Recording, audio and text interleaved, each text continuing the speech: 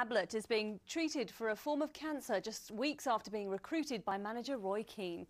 Ablett, who was manager at Stockport County last season, only recently took up coaching duties at Portman Road but fell ill last week. He's been diagnosed with non-Hodgkin's lymphoma. The 44-year-old played for Liverpool, Everton and Birmingham in his 18-year career. Ipswich say their thoughts are with Gary and his family.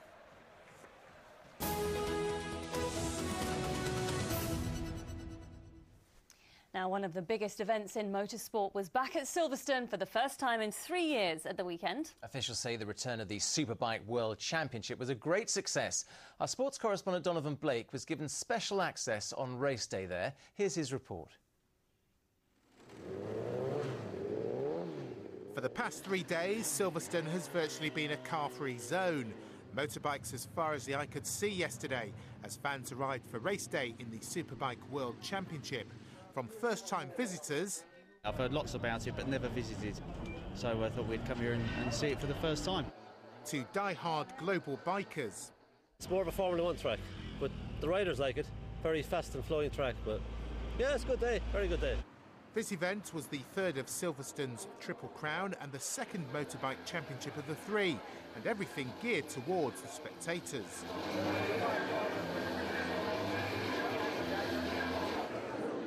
And a rare chance for us to get involved in the pre-race formalities on the starting grid. This is when all the race preparations over the last 2 days, the practice, the qualifying, all matters now as they're on the grid. Even Leon Haslam getting himself geared up for race day. Intense concentration from British favourite James Toseland to series leader Max Biaggi. What's going through the riders' minds just 5 minutes from the start?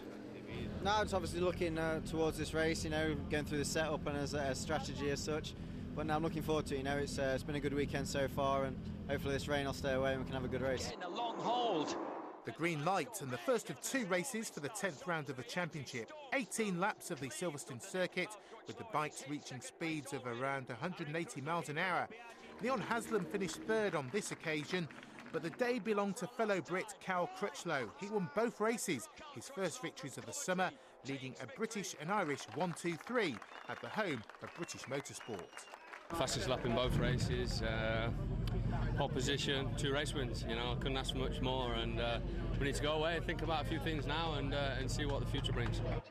Formula One's British Grand Prix continues to be Silverstone's main event, but with 65,000 fans passing through the gates at the weekend, the World Superbikes could play a big part in boosting the circuit's future revenue. Donovan Blake, Anglia News, Silverstone. Well, if you thought that looked dramatic, watch on, because next tonight, a sponsored skydive to raise funds for an old people's home at Costessey near Norwich. I've been looking forward to this all day. Nothing unusual there, you might think, except the star of the show herself lives at the Age UK home. Our reporter Kate Prout is at Gray's Fair Court with her and her friends now. Kate. Welcome to a rather lively Gray's Fair Court, possibly something to do with the glass of champagne everyone's just had. Now, for most of the residents, it was a fairly ordinary weekend. Elizabeth here went to church, didn't you? And next to her, Sally had a family reunion. But one resident had a rather boisterous Sunday, and that was Margaret over here. And to find out what she did, take a look at this. A mother and son enjoying a Sunday morning coffee. Nothing unusual there, except in an hour's time, 86-year-old great-grandmother of 9, Margaret Hudson, will be leaping several thousand feet from an aircraft over the Suffolk landscape. I like doing crazy things, I think. A few years ago I abseiled down a cliff. That's what my son says. What are you going to get up to next? And son John is on hand as staff at Beccles Airfield strap Margaret into her harness. Oh, I'm not worried at all. She's a nutcase. She's done it before, and I know she's safe. I just want to know where she's left her will and the insurance policies and things, just so I don't have any trouble finding them if it goes wrong. The skydive was organised by Age UK Norfolk to raise funds to support older people and their carers. She is challenging stereotypes of age. And Margaret's jump today is testament of the fact that chronological age has absolutely got nothing to do with how you really are as a person. Being fit as a fiddle helps as well, as Margaret joins 18 other charity jumpers. And as her plane reaches 13,000 feet, it's the drop-off point.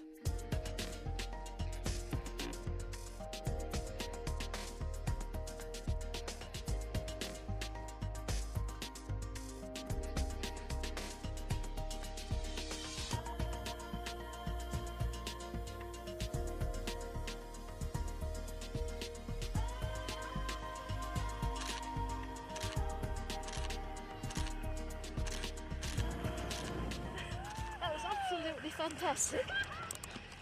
Oh, I was looking all around. I was too busy looking around to think, really. But then we went into... We were guiding it. We went down and so right all around. I said, you make me seasick. It was lovely. Oh, thank you very much. Well done. Thank you for looking after me. A hug from a very proud son, and this super gran is off to plan her next airborne adventure. So she's abseiled and she's skydived. What on earth are you going to do next? That's what my son would like to know. Not that what on earth are you going to get up to next? And what you did say you had another plan in mind. What do you reckon you'd like to do? I would love to wing walk. I would love to do a wing walk. I don't know how to get in touch with anybody, though. I'm sure we can work something out for you. At 86, you look amazing and you're very agile. What's your secret? No particular secret. I keep as busy as I can. Exercise.